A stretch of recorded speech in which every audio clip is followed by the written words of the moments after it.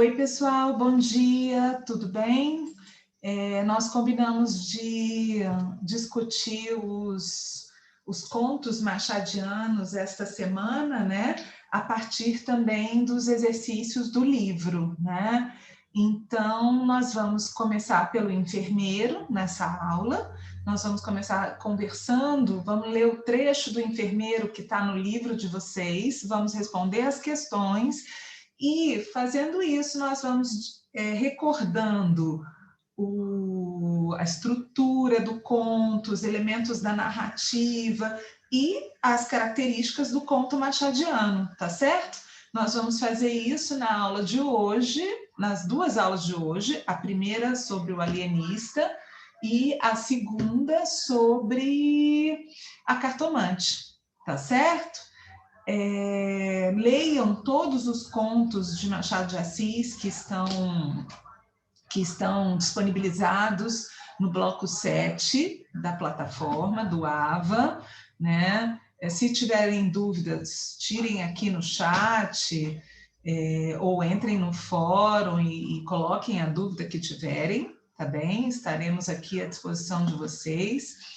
E já comecem a perceber, né, que essa é uma leitura que vai ser muito importante para o trimestre. Daqui a pouquinho a gente entra no realismo, né? Nós vamos estudar Machado de Assis, vamos estudar o realismo. Então já fica a dica aí que esses contos são importantes, né? Inclusive para as avaliações que vocês vão fazer, tá bom? É preciso ler esses contos, tá bem?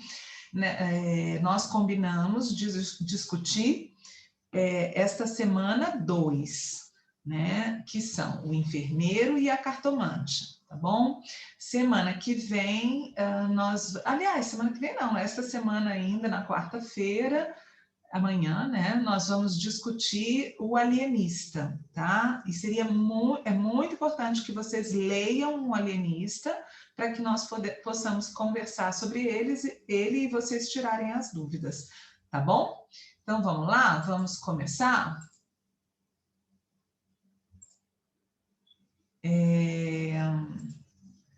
Vamos lá, né? Nós estamos, então, na aula 28, né? Trabalhando com o gênero conto e já aproveitando para trabalhar com o conto machadiano, né? Esses primeiros exercícios que nós vamos fazer estão na página 122 do nosso livro, que eu pedi a vocês que estivessem sempre com vocês para acompanhar as aulas, né? As aulas sobre o conto. Bom, então nós vamos ler esse trechinho aí de O Enfermeiro, né? E esse trecho do Enfermeiro é exatamente o trecho que inicia o conto, tá? Então vamos ler. Isso está, então, no livro de vocês e o conto inteiro está disponibilizado no AVA, né? Parece-lhe, então, que o que se deu comigo em 1860 pode entrar numa página de livro? Vá que seja, com a condição única de que não há de divulgar nada antes da minha morte. Não esperará muito, pode ser que 8 dias, se não for menos, estou desenganado. Olhe, eu podia mesmo contar-lhe a minha vida inteira, em que há outras coisas interessantes, mas para isso era preciso tempo, ânimo e papel, e eu só tenho papel. O ânimo é frouxo e o tempo assemelha-se à lamparina de madrugada. Não tarda o sol do outro dia, um sol dos diabos, impenetrável como a vida. Adeus, meu caro Senhor. Leia isto e queira-me bem. Perdoe-me o que lhe parecer mal e não maltrate muito a arruda, se lhe não cheira a rosas. Pediu-me um documento humano. Ei-lo aqui. Não me peça também o império do grão-mogol, nem a fotografia dos macabeus. Peça, porém, os meus sapatos de defunto e não os dou a ninguém mais. Já sabe que foi em 1860. No ano anterior, ali pelo mês de agosto, tendo eu 42 anos, fiz-me teólogo. Quero dizer, copiava os estudos de teologia de um padre de Niterói, antigo companheiro de colégio, que assim me dava delicadamente casa, cama e mesa. Naquele mês de agosto de 1859, recebeu ele uma carta de um vigário de certa vila do interior, perguntando se conhecia pessoa entendida, discreta e paciente que quisesse ir servir de enfermeiro ao coronel Felisberto, mediante um bom ordenado. O padre falou-me, aceitei com ambas as mãos, estava já enfarado de copiar citações latinas e fórmulas eclesiásticas. Vim à corte despedir-me de um irmão e segui para a vila. Chegando à vila, tive más notícias do coronel. Era homem insuportável, estúrdio, exigente, ninguém o aturava. Nem os próprios amigos. Gastava mais enfermeiros que remédios. A 2 deles quebrou a cara. Respondi que não tinha medo de gente sã, menos ainda de doentes. E depois de entender-me com um vigário, que me confirmou as notícias recebidas e me recomendou mansidão e caridade, segui para a residência do coronel. Esses parágrafos que eu acabei de ler, eles iniciam, né, o conto O Enfermeiro, de Machado de Assis. Bom, vamos lá. Nós vamos, inicialmente, pensar na estrutura do conto, tá certo? Essa é a primeira questão que está lá no livro, né? Na página 122, como eu disse a vocês, é isso mesmo? Página 122, como eu disse a vocês. E esse primeiro momento, essa primeira questão, é para nós pensarmos em como que o conto se desenvolve. Porque nós sabemos que o conto é uma narrativa rápida, mais profunda, né? Densa, né? Tá? Com um conflito. Então vamos lá. Com base nesse fragmento inicial, podemos identificar 3 momentos na narrativa. Posicione os 2 primeiros momentos na linha do tempo a seguir, indicando os principais fatos ocorridos em cada um deles. Então, o último momento, a gente já colocou aqui, é o narrador à beira da morte, né? Do ponto de vista cronológico, esse é o último momento da narrativa. Ele está à beira da morte. Ele iniciou a narrativa dizendo que estava desenganado. Vocês se lembram? Aqui. Parece-lhe, então, que o que se deu comigo em 1860 pode entrar numa página de livro? Vá que seja com a condição única de que não há de divulgar nada antes da minha morte. Não esperará muito. Pode ser que 8 dias, se não for menos. Estou desenganado. Então, o narrador, esse é um narrador personagem, né? É um narrador protagonista, né? Ele conta a sua própria história e ele já começa a história dizendo que ele está desenganado. E ao ler o conto como um todo, nós vamos perceber que ao final do conto, né, ele está à beira da morte. Bom, quais são os outros 2 momentos? Né? Os outros 2 momentos são os que ele coloca aí, né? Ele fala de agosto de 1859, né? Em agosto de 1859, o narrador está com 42 anos, ele disse isso nesse trecho, né? Ele trabalha como copista de um padre e recebe a carta de um vigário do interior perguntando se conhece alguém para trabalhar como enfermeiro para o coronel Felisberto, né? Certo? E, do ponto de vista cronológico, esse seria o momento 1 da narrativa, né? 1859, o Procópio, que é um enfermeiro com 42 anos, ele é um copista, né? Mas recebe a proposta do vigário de trabalhar como enfermeiro. Né? No momento 2, 1860, é quando ocorre o fato que ele vai contar. Né? É quando ocorre o fato que ele considera o ponto mais importante da narrativa, né? O ponto mais importante do fato, certo? Que ele vai narrar, né? Isso é quando ocorre um ponto culminante, segundo ele, o narrador.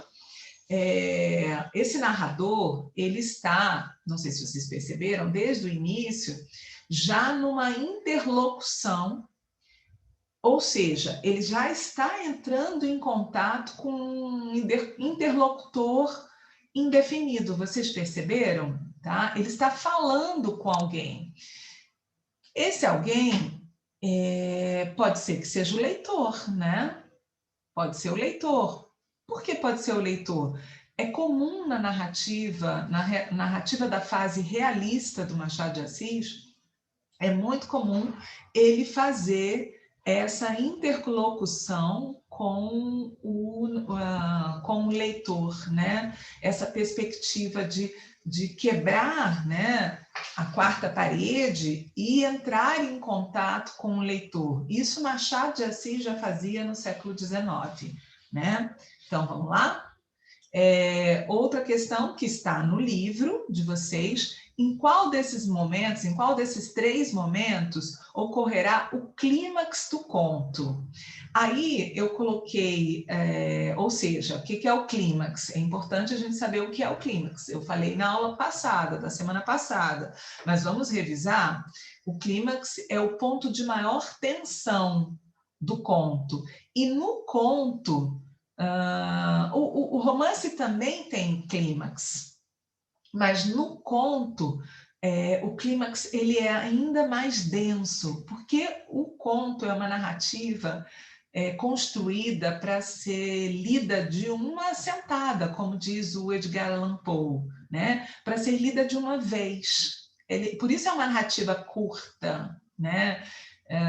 Que, na verdade, se desenrola a partir das narrativas populares, né, que são também contadas de uma vez, né, são pequenas histórias contadas de uma vez, né, da oralidade, né. Aqui não, aqui é um texto escrito, Machado de Assis, século XIX, mas contém também essa característica de ser curto, mas vai ter um momento que é o clímax. Vamos recordar as partes do enredo? Isso está na página 120 do seu livro, tá bom? A exposição, o que é a exposição? A exposição é aquela parte da narrativa do conto, estamos falando em conto, a parte da narrativa do conto que apresenta a situação inicial do conto. O que se identifica aí? Identificam-se o protagonista e aquilo que ele busca.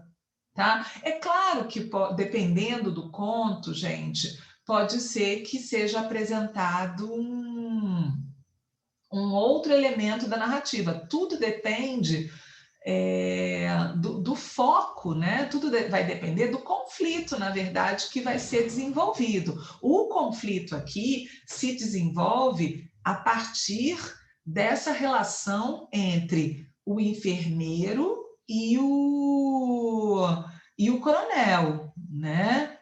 Tá? O conflito se dá aí nessa perspectiva dessa relação tensa entre o enfermeiro e o coronel.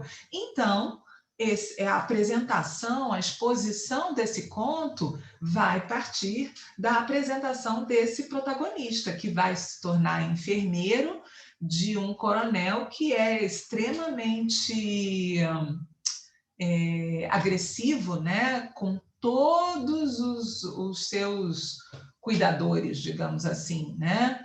Bom, então, por isso é importante, neste conto, a exposição começar já pela exposição do próprio protagonista, que é o Procópio, que é o enfermeiro, tá?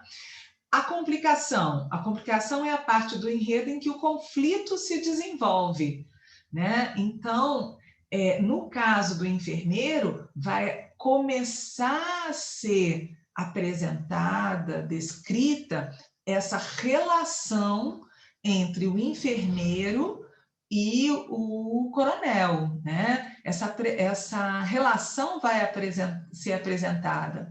Inclusive, no conto, quando ele começa a atender o coronel, o narrador diz, né, que foram 7 dias de lua de mel, só 7 dias de lua de mel. Por quê? Porque quando ele começa a dar assistência ao coronel, foram 7 dias de paz, os outros não mais. Então, eles tiveram uma relação conflituosa, né? Bastante conflituosa, inclusive, né? Bom, aí vem o clímax. O que é o clímax? É o ponto mais alto, né? É o ponto de tensão da obra, né? No caso do conto, essa tensão é ainda mais densa, tá? Por isso a gente colocou o ponto mais alto da tensão.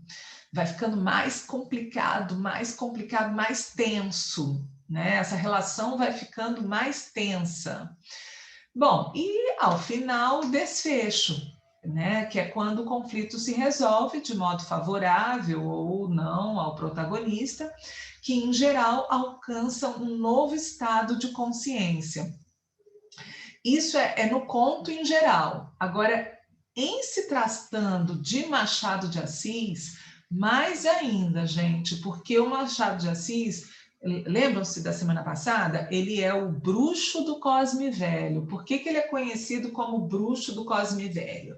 Ele é conhecido assim por ser um autor que vai trabalhar com a psicologia humana, né? Ele com o caráter humano, né? Com as questões humanas, né? As questões humanas, elas aparecem sobretudo nessa fase realista de Machado de Assis, tirando o véu. Lembram-se que eu li A Causa Secreta para vocês, discuti, falei de alguns trechos? Tira o véu, tira a capa e desnuda o ser humano. Quem é este ser humano, né? Lembram-se da Causa Secreta da semana passada? Leram o conto? Leiam, hein?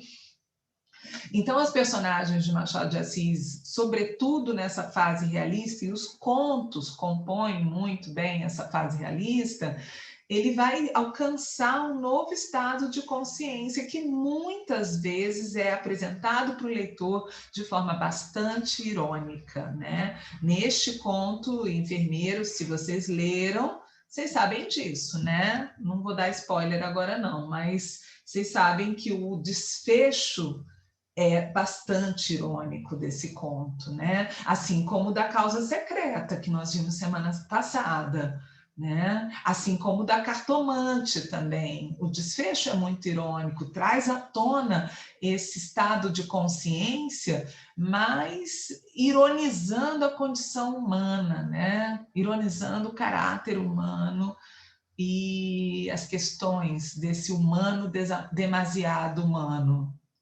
Bom, vamos lá. Em qual desses 3 momentos ocorrerá o clímax do conto? Foi em 1859, em 1860 ou quando ele está prestes a falecer, né, o protagonista? Qual é o ponto de maior tensão? É o momento 2, né, gente? É em 1860. O próprio narrador se refere especificamente a essa data como aquela em que se deu o fato marcante que ele vai narrar, né? E que talvez interesse o leitor. Quer dizer, observe que uma característica muito importante no conto machadiano é essa metalinguagem. O próprio narrador apresenta a narrativa e comenta a narrativa e dá pistas, dizendo que está dando pistas. Porque dar pistas, apresentar índices, né? Em obras de suspense, isso é muito comum. A gente vai montando o quebra-cabeça da narrativa desde o início da narrativa. Por quê? Porque o narrador vai apresentando índices, né? Índices que vão corroborando aonde se quer chegar, digamos assim, né, com o conto. Em Machado de Assis, essas pistas muitas vezes são apresentadas e o narrador diz que está apresentando. Isso é metalinguagem, né? O que é a metalinguagem, gente? Vocês se lembram do ano passado? Essa característica de alguns textos é o texto que se autoexplica, é quando a linguagem fala da própria linguagem. Então, se você tem um poema que fala sobre poesia, uma música que fala sobre poesia, uma selfie que você tira hoje, né? A selfie é pura metalinguagem, né? Porque você está se utilizando da linguagem de uma determinada mídia para falar dessa mídia, né? De como ela registra o mundo, né? Como ela te registra, certo? Então, isso é metalinguagem. Aqui em Machado de Assis é século XIX, né? É uma selfie do humano, demasiado humano, né? Quer dizer, ele está se autorrefletindo e ele faz isso também, não autorrefletindo ele, Machado de Assis, viu, gente? Nem ele, o narrador, o humano. É uma autorreflexão acerca do humano, tá? Então, esse olhar para dentro é que dá o apelido dele de bruxo, tá? Esse olhar para dentro do humano, certo? E muitas vezes isso vai aparecer por meio de uma narrativa que também se autorreflete, por isso a gente chama de metalinguagem, tá? Então, continuando aí. Nesse conto de Machado de Assis, os fatos não são apresentados em ordem cronológica, isto é, na sequência natural do tempo. Pode-se dizer o mesmo do conto Os Amores de Alminha? Vocês leram, nós lemos aqui semana passada, né? Que está no livro também, o conto de Miyakoto. Lembram-se da menina que se apaixona pelo cisne, né? Que é apaixonada pelo cisne e que o pai expulsa de casa? Aí, recordando, então, os elementos da narrativa, o elemento tempo, na verdade, né? Nós temos o tempo cronológico, isso recordando, tá? Que é uma sequência natural em que os acontecimentos podem ser colocados. E o tempo psicológico, que é a ordem em que os acontecimentos são apresentados pelo narrador. A ordem apresentada pelo narrador em uma narrativa não é necessariamente, desculpem, não é necessariamente uma ordem cronológica, não é necessariamente uma ordem sequencial, ou seja, o antes e o depois, não necessariamente, né? Então, ainda recordando, essa técnica de narrar os fatos do passado, né, de voltar ao tempo e narrar os fatos do passado, ela era muito utilizada por Machado de Assis, né? E ela é muito utilizada até hoje, né? De começar uma narrativa contando pelo final, né? A isso nós chamamos de flashback, não é isso?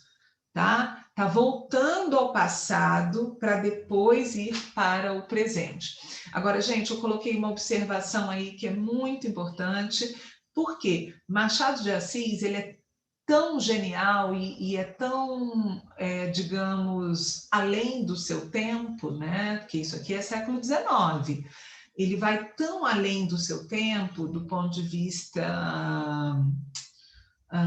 da técnica narrativa, que ele não faz só flashback, tá? Ele, além de trabalhar com flashback, ele trabalha com saltos na narrativa, com digressões, tá? Então, é muito comum você estar lendo um livro do Machado de Assis e haver uma mistura no tempo, né? Ele vai... ele volta para o passado, vai para o presente, volta para o passado de novo, salta sem haver nem... Porque quando a narrativa é em flashback, há também uma certa lógica sequencial numa narrativa em flashback.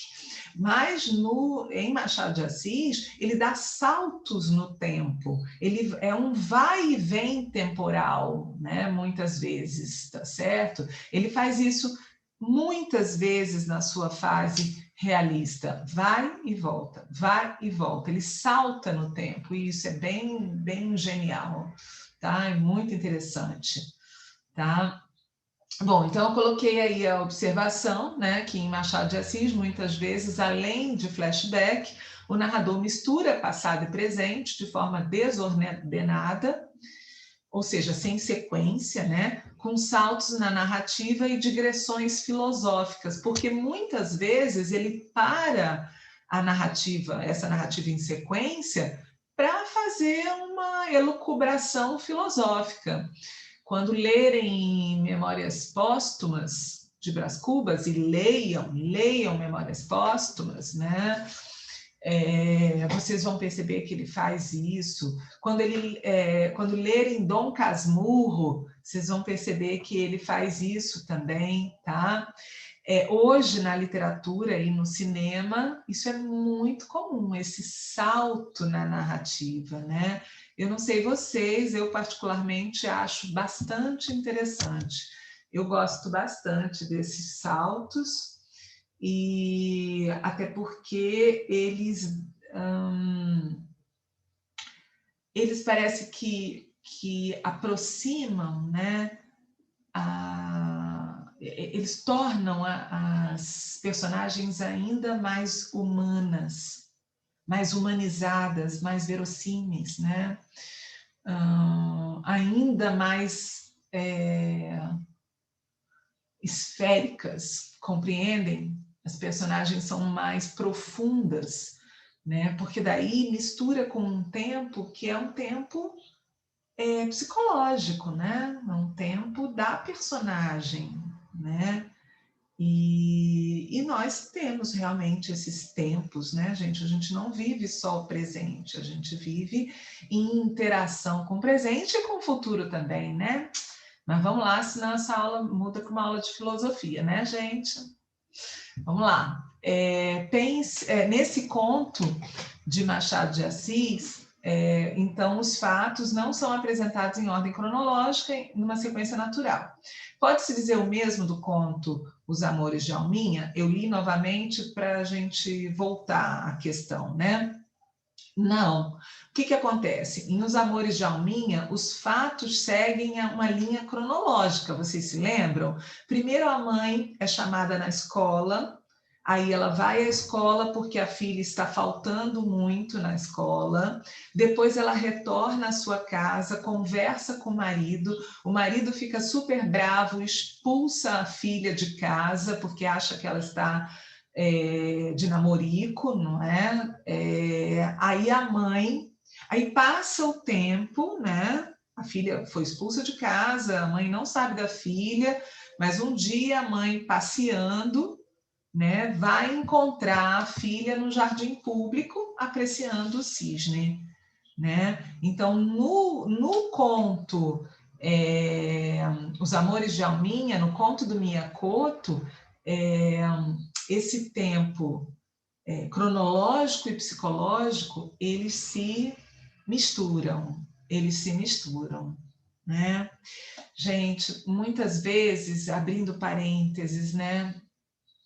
Esses dias eu estava assistindo a um filme e a primeira cena do filme é uma cena de um acidente, né, que acontece com uma criança, e os pais estão, na verdade, distraídos, né, e a criança acaba se acidentando em casa mesmo, mas os pais estão distraídos e acontece um acidente com a criança.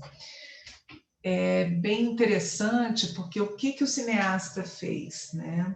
Ele fica transferindo a cena da criança, uma hora o quadro é a criança, outra hora são os pais. Aí ele fica passando de um para o outro. Tem uma música clássica que vai dar um tom é bastante denso a cena, né? Você, quer dizer, o diretor está dando já as pistas de que alguma coisa vai acontecer ali, uma coisa grave, inclusive, né? Porque fica aquela tensão, os pais, o filho, os pais, o filho. A cena em si, né? Ela deve ter talvez 1 minuto, mas a forma como ela é descrita, a impressão que dá é que ela é bem maior que o tempo. Por quê? Porque o narrador ali, fílmico, né? Ele está estendendo o tempo. A literatura também faz isso, né? A literatura estende o tempo, e esse tempo que é estendido, ele é um tempo psicológico, né? É um tempo que a impressão assistindo ao filme é de que a cena dura muito mais do que ela dura de fato, né? Bom, vamos lá. E no enfermeiro? O que acontece com o tempo em enfermeiro? O texto começa no presente da narrativa, quando o narrador está às vésperas da morte, e em seguida retrocede ao passado, né? Faz um flashback para que ele conte como se iniciou e em agosto de 59 o acontecimento marcante que aconteceu em 60. Né? Então, a narrativa começa em 60, ele já próximo da morte. E aí ele vai para trás, faz um flashback para contar, né? E aí ele fala aí ele conta em ordem, né? Aí existe uma ordem. Não existem saltos na narrativa do enfermeiro ao longo da narrativa, né? Ele começa de 1860, volta para 1859 e aí percorre uma sequência temporal, digamos assim, né? Ordenada, tá? Mas poderia não ser assim, tá? Poderia ser com saltos. Bom, no conto Os Amores de Alminha, quanto tempo transcorre aproximadamente desde o início da narrativa até o final? Provavelmente alguns meses, né? Nós não sabemos, não podemos definir isso porque não há essa definição no conto, né? Mas por que a gente pressupõe isso? Porque depois da descoberta das faltas e do diário, a moça é expulsa de casa pelo pai e, segundo a narrativa dá a entender, passa-se algum tempo até que a mãe a reencontre no jardim público, né? Certo? E aí a mãe pensa, né? Ter se internado na casa do tal amante, o segredado branco, até porque ela fala, né, do branco, né, do nu branco, é o cisne, né?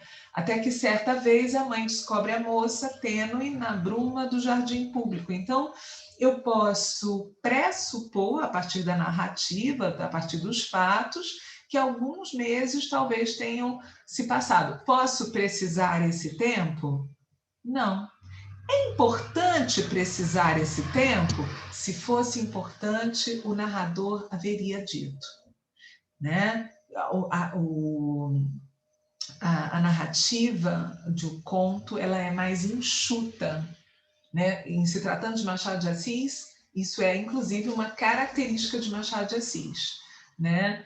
Então, mas isso é uma característica do conto também. A narrativa é curta, ela é enxuta. Então, se fosse um elemento importante marcar o tempo, 2 meses, 3 meses, 4 meses, o narrador teria feito isso, tá certo? Então, agora, recordando a estrutura do gênero conto, após a leitura de um enfermeiro. Então, vamos falar sobre essa narrativa, né? Sobre esse conto. Bom, vamos lá. O gênero literário conto ele é estruturado por uma narrativa curta, né? Que envolve apenas um conflito. Então, só para a gente justificar isso aí, por meio da leitura do enfermeiro.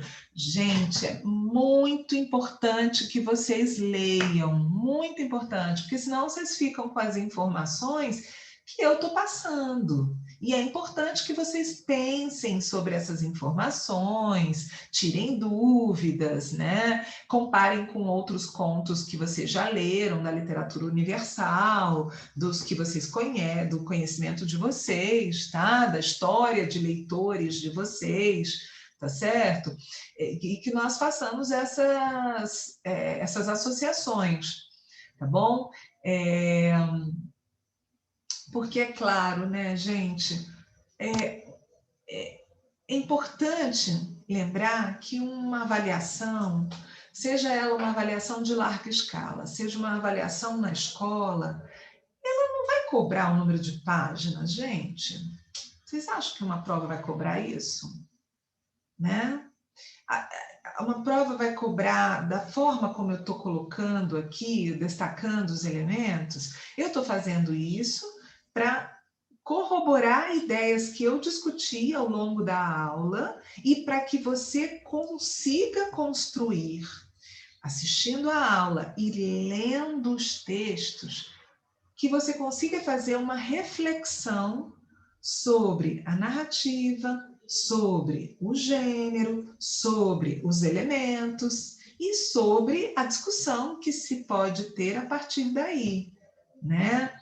Agora, isso só é possível a partir da leitura, senão ficamos com uma leitura muito literal, muito objetiva, e essa leitura não leva muito a nada, né, gente? Dizer que ela é curta, dizer que ela é longa, é importante sentir, é importante a experiência da leitura, tá bem, gente?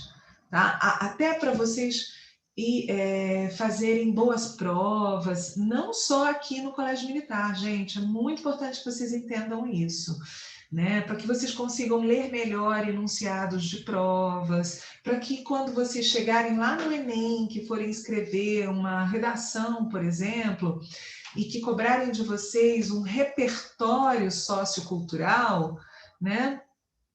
Nós somos brasileiros. Qual é o nosso repertório sociocultural? É a partir do nosso patrimônio, né? E a literatura é um patrimônio, né? E a literatura, ela acaba falando de vários aspectos da nossa sociedade, de aspectos sociais, de aspectos econômicos, de aspectos históricos, né? Questões que são relevantes naquele contexto, né? Então, é muito importante a experiência da leitura para que vocês possam construir esse repertório, tá? Certo? Estou aqui para ajudá-los, tá bem? Nessa construção, mas a leitura é fundamental. Bom, gente? E por meio da leitura, vocês vão adquirindo aí uma fluência maior na língua também, né? Isso também é muito importante, tá? Então, voltando aqui ao enfermeiro, vamos fechar esses parênteses e vamos voltar ao enfermeiro. Deixa eu olhar a hora aqui. Bom, então, uma narrativa curta, as personagens são o padre, que aparece rapidamente no início do conto, né? O coronel Felisberto e o Procópio. Né? O Procópio é um enfermeiro, o coronel Felisberto é o paciente, digamos assim, né? Bom, o espaço ou o cenário, em geral, no conto, no conto, o espaço ou o cenário, ele é limitado. No caso do conto Enfermeiro, né, é a casa do coronel em uma vila. Há até algumas mudanças de espaço, porque no início ele está lá na igreja com o vigário, vai receber a proposta, mas o espaço em que de fato vai acontecer o conflito é a casa do coronel, certo? Tá? E aí o narrador vai deixar isso muito claro, né? E aí já é uma pista, né? Já é uma pista para a compreensão do conto e para o elemento a que o conto quer chamar atenção nesse caráter, né, nessa discussão acerca do caráter humano que o realismo faz, que o realismo machadiano faz. Eu já fico atenta, tá? Bom, o recorte também é um recorte temporal reduzido. No caso de um enfermeiro, são os anos de 1859 e 1860, certo? Ele deixa isso claro, né? Ele fala isso, né? E o conflito? O conflito diz respeito a essa relação entre Procópio e Coronel, e eu estou tentando segurar para não dar spoiler. Bom, vamos lá. Então, agora, recordando os elementos da narrativa, né? Alguns elementos, né? Em O Enfermeiro. Qual é o tipo de narrador em O Enfermeiro? É um narrador personagem, tá? É um narrador de primeira pessoa. É ele quem conta, é o enfermeiro quem conta a história, o Procópio, tá? Eu coloquei aqui narrador protagonista, por quê? Porque ele é o protagonista. Não necessariamente acontece assim, né, gente? Pode ser um narrador personagem que participa da história, mas que não é o protagonista. Neste caso, ele é o protagonista, né? Ele é a personagem principal, é ele o protagonista. Ele fazia trabalhos de copista para uma paróquia de sua região, quando o vigário lhe pediu que prestasse serviços de enfermeiro a um coronel. E seu pedido, pois estava muito doente e precisava de uma companhia. Procópio soube que o homem, apesar de precisar desse tipo de serviço, tratava mal a todos que lá iam, e com isso ninguém ficava no emprego, mesmo sendo tão bem pago. É muito interessante que ele, desde o início, ele fala assim, Procópio se fez teólogo. Quer dizer, o conto não esconde a impostura do narrador em nenhum momento. Depois, aí ele diz assim, corrigindo, copiador. Depois ele vai dizer, da mesma forma se fez enfermeiro, tá? Então, o que ele tá, o que ele já está apresentando aí, né? Está apresentando já a grande questão do conto, que é crime ou luta? Né? Para quem leu o conto sabe muito bem do que eu estou falando, né? Então, recordando aí as características de Machado, a sutileza na linguagem, a narrativa enxuta, a interlocução, a metalinguagem, já comentei isso ao longo da aula, a intertextualidade, né? Ele cita a Bíblia, olha aí, Caim, que fizeste de teu irmão, né? Quando ele, vou dizer, né, gente, quando ele mata o coronel, é o que vem à cabeça dele. Caim, que fizeste de teu irmão, né? O tempo todo com essa interlocução com um interlocutor indefinido, supostamente o leitor, né? A metalinguagem, né? Porque ele já fala, né? Que ele vai contar algo que foi importante, que o leitor que vai julgar se foi importante ou não, né? E o que é extremamente importante em Machado de Assis é sempre a ironia. Adeus, meu caro senhor. Se achar que esses apontamentos valem alguma coisa, esse é o final da narrativa. Pague-me também com um túmulo de mármore, ao qual dará por epitáfio esta emenda que faço aqui ao divino sermão da montanha. Gente, ele coloca o leitor como cúmplice, né? Como testemunha dessas coisas ocultas que ele está contando, né? E é muito interessante porque o sermão da montanha, no texto sagrado, ele é o consolo dos pobres de espírito. Ele termina com o sermão da montanha, que é novamente metalinguagem, né? E novamente intertextualidade, não coloquei aqui, mas é intertextualidade, porque está fazendo intertextualidade com a Bíblia, né? E olha a ironia, bem-aventurados os que possuem, porque eles serão consolados. O coronel Procópio era rico, né? Ele se torna rico, o enfermeiro, porque recebe a herança, né? Então, ele é assassino ou vítima? Ele é ladrão ou herdeiro?